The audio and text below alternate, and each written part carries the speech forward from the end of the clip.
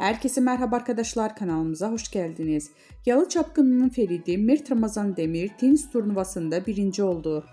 Afra Saraçoğlu ile birlikte Yalı Çapkını dizisinde birlikte rol alan Mert Ramazan Demir, yaz aylarında aşk haberleriyle gündeme gelmişti.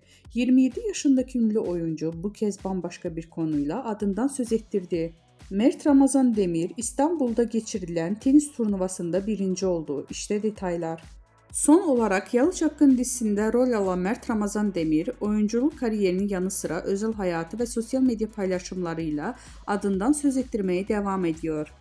Instagram'da 4 milyon 700 bin takipçisi bulunan ünlü oyuncu, İstanbul'da geçirilen bir tenis turnuvasında hünerlerini sergiledi.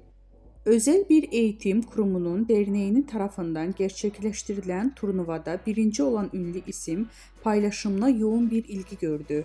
Bizden bu kadar arkadaşlar. Videoların devamlı gelmesini istiyorsanız kanalımıza abone olmayı unutmayalım. Hoşça kalın.